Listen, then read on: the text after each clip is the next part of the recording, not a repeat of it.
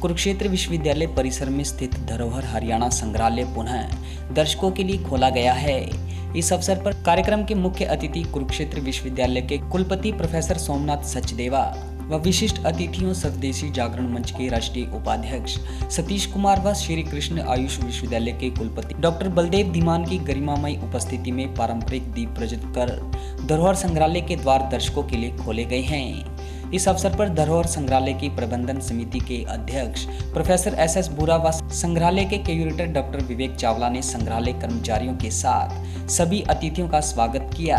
कुलपति प्रोफेसर सोमनाथ सचदेवा सहित सभी अतिथियों ने धरोहर संग्रहालय में संग्रहित सांस्कृतिक व सामाजिक धरोहर से जुड़ी प्रत्येक वस्तुओं का गहन रुचि से अध्ययन किया।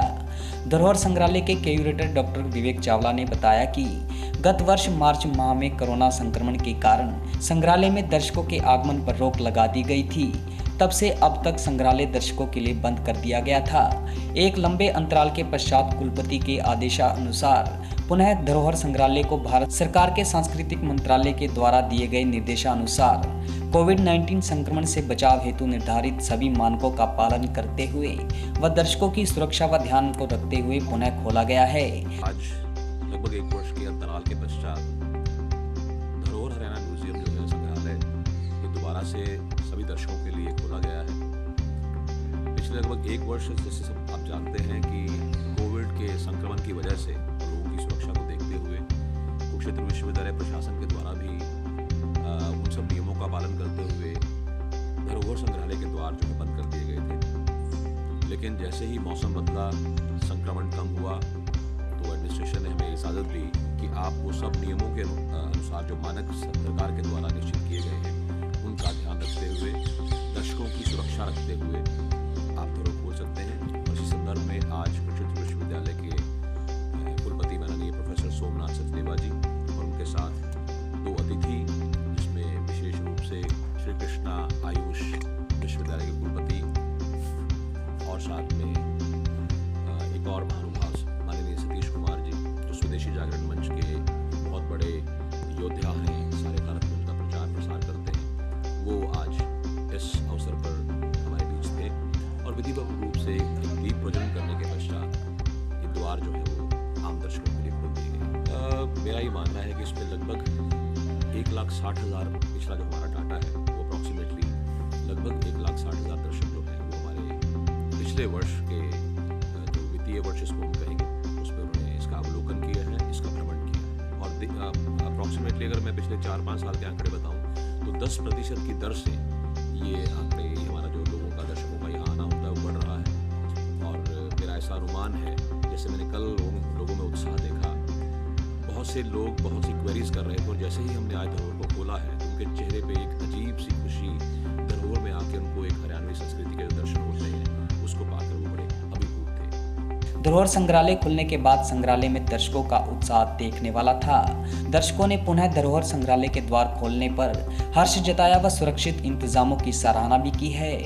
मेरा नाम अमरदीप है और मैं हिसार से आया हूँ। पहले हम यहाँ मतलब सुना था इसके बारे में, धरोहर के बारे में सुना था, काफ़ी अच्छा है।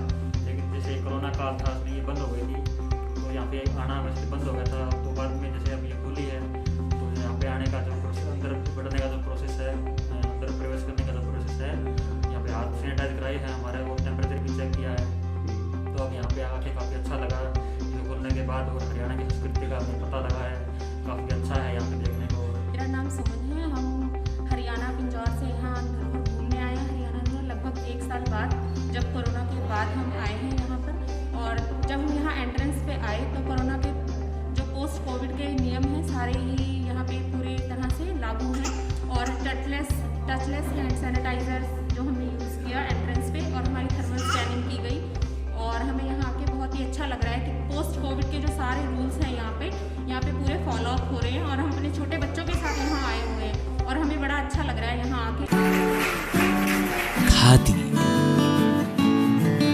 खादी एक विश्वास, खादी एक विचार, खादी एक संस्कृति और खादी एक मुस्कान। खादी जो आजादी से पहले हमारे साथ थी और आज भी है। गांधी जी का सपना है खादी। प्रधानमंत्री मोदी जी के आत्मनिर्भर भारत का विशेष हिस्सा है खादी। तो आइए इसी सपने को साकार करने के लिए हम भी अपनाएं खादी, हमारी स्वदेशी खादी, हमारे देश में बनी हमारी अपनी खादी।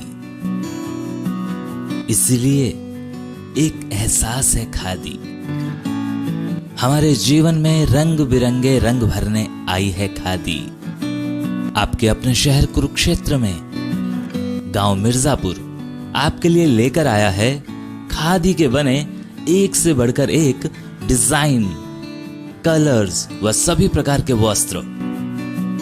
इतना ही नहीं, खादी ग्रामोद्योग भारत के बहुत से प्रोडक्ट जो आपकी त्वचा व शरीर के लिए उपयोगी हैं, जो आपको दें एक प्राकृतिक सुंदरता का एहसास। एक बार अपनाकर तो देखिए खादी इंडिया।